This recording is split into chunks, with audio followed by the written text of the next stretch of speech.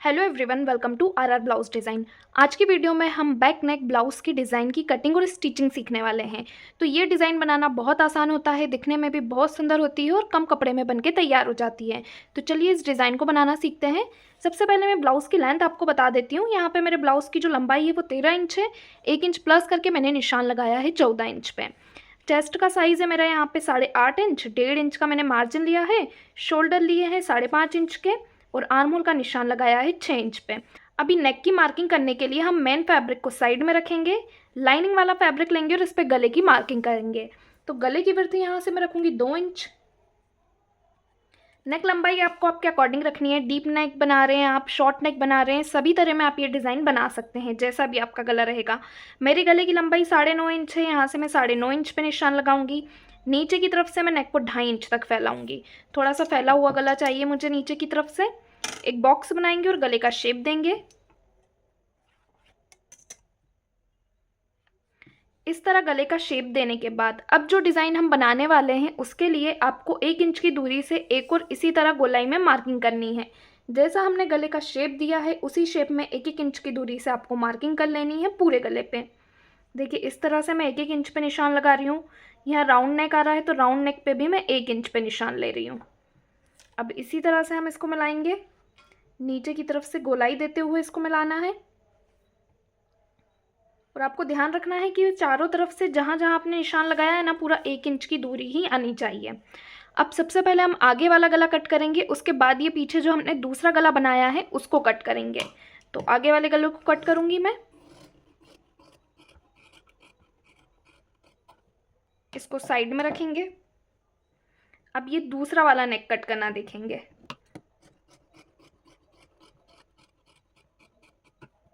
देखिए यहाँ पे मेरी नेक की कटिंग हो चुकी है। इस तरह से मैंने नेक को कट किया है।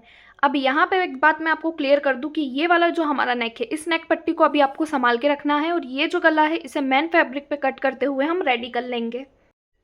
यहाँ पे मैं अपना मेन फैब्रिक लूँगी, उसके ऊपर लाइनिंग वाले फैब्रिक को रखेंगे। रखने के बाद या तो आप गला कट करके भी गले को रेडी कर सकते हैं या बिना कट किए भी आप रेडी कर सकते हैं।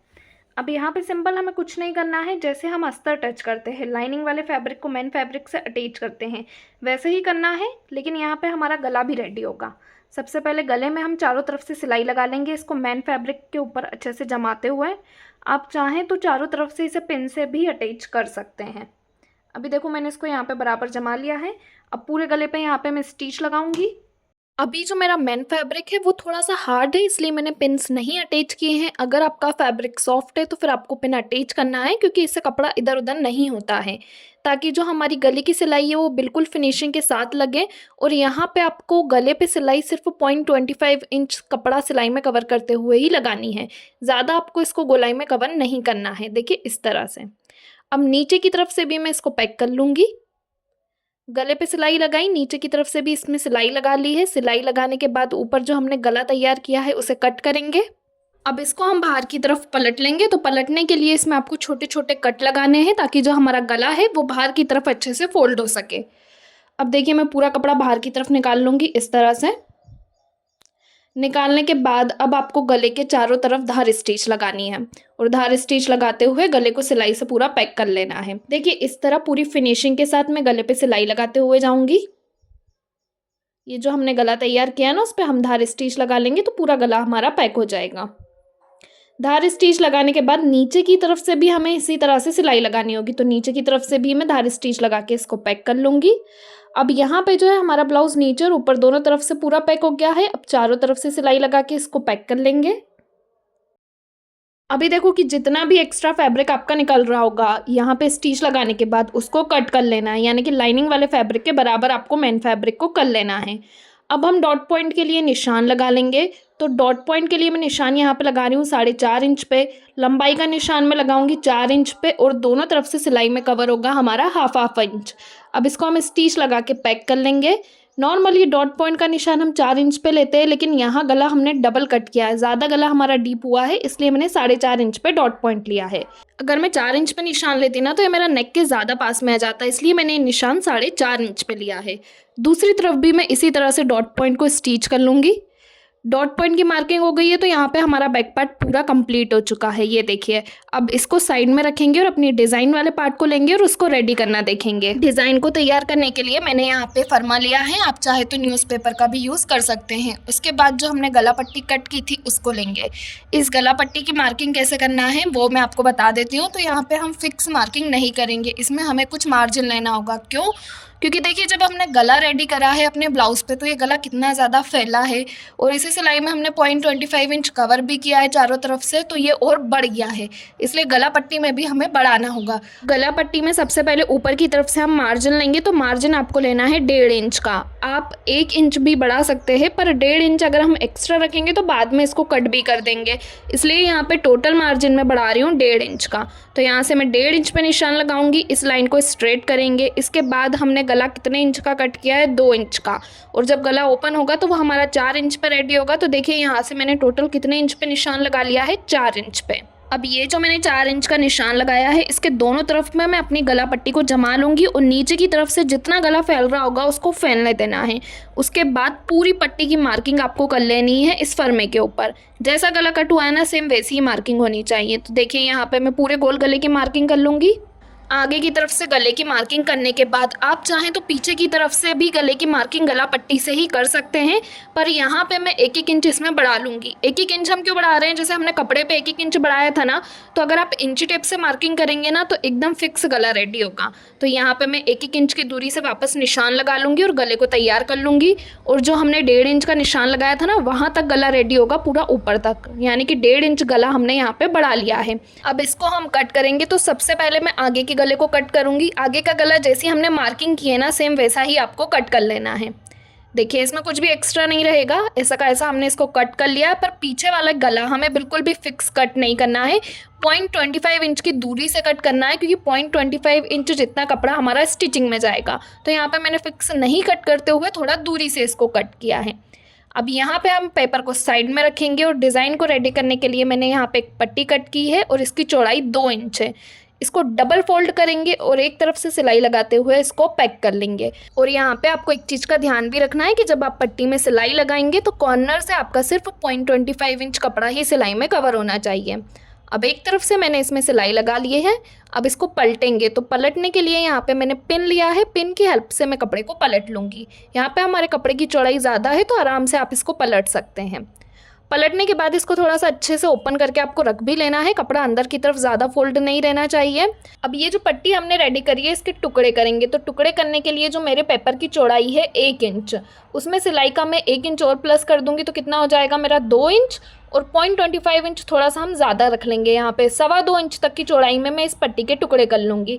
आपने जितने भी इंच का गला बनाया होगा ना, उस गले के अकॉर्डिंग यहाँ पे आपको पट्टी रेडी करके उसको 2.25 इंच के टुकड़ों में कट करके रेडी कर लेना है, ताकि हमारा डिज़ाइन कंप्लीट हो सके। तो यहाँ पे मैंने और भी टुकड़े रेडी करके रखे हुए हैं, देखिए इस तरह से।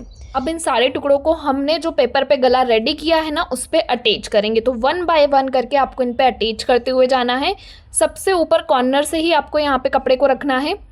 उसके बाद 0.25 इंच के गैप से 1 बाय 1 करके आपको यहाँ पे एक एक को जमाना है। देखिए, एक के बाद एक मैं यहाँ पे रखती जा रही हूँ और 0.25 इंच का मैंने गैप लिया है। ज़्यादा भी गैप नहीं लेना है, 0.25 इंच का गैप बहुत होता है। इस तरह से आप इनको रखते जाएंगे और जब राउंड नेक आता है ना, तो वहाँ पे गैप आप देखेंगे कि ऑटोमेटिक थोड़ा सा ज़्यादा बढ़ जाएगा, तो उससे कोई दिक्कत नहीं है, उसको बढ़ने देना है।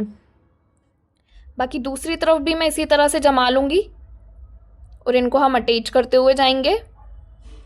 अभी देखो कि एक तरफ पे मेरे सारे टुकड़े अटैच हो चुके हैं। अब दूसरी तरफ बस इनको एक बार आपको सिलाई से अटैच करना होगा, तो दोनों तरफ आपके बिल्कुल बराबर से लग जाएंगे। दूसरी तरफ आप आसानी से सिलाई लगा सकते हैं इस तरह जमाते हुए। अब जहाँ गोलाई वाला रहेगा ना हमारा, वहाँ पे तो कुछ ज़्यादा ही दूरी आपको देखने को मिलेगी, लेकिन इससे कोई दिक्कत नहीं है। जब हमारा गला राउंड आता है ना, तो वहाँ पे ऑटोमेटिक गैप बढ़ जाता है, तो उसको बढ़ने देना है। बाकी दूसरी तरफ भी आपको इसी तरह से सिलाई लगा के तैयार करना है।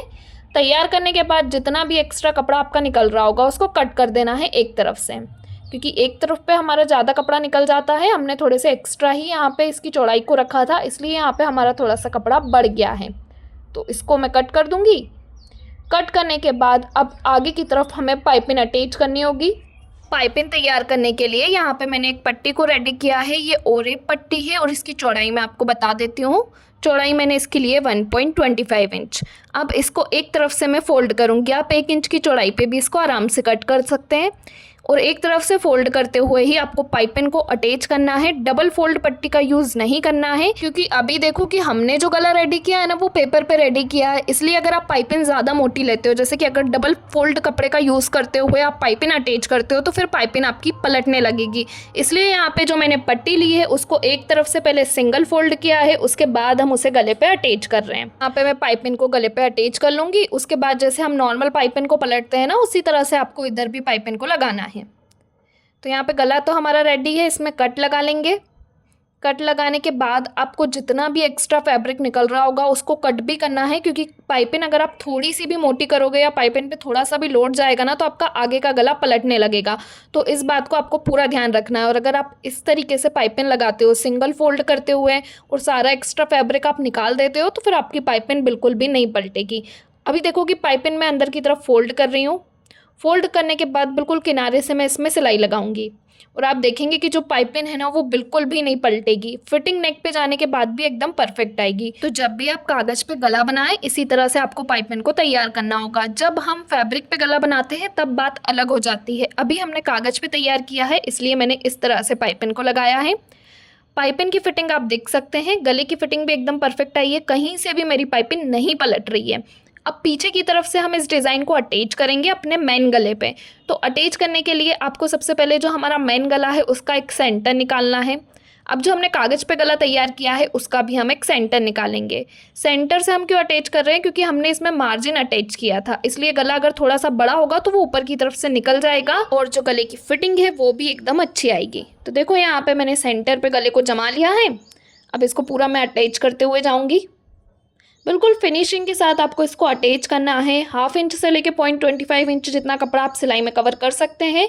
बस आपको एक बात का ध्यान रखना है कि दोनों तरफ से कपड़ा सिलाई में बराबर कवर होना चाहिए। जो हमने कागज़ पे गला रेडी किया है ना, उसका कपड़ा आप अगर एक साइड पे 0.25 इंच ले रहे हो तो दूसरी साइड पे भी आपको उतना ही कपड़ा सिलाई में कवर करना है।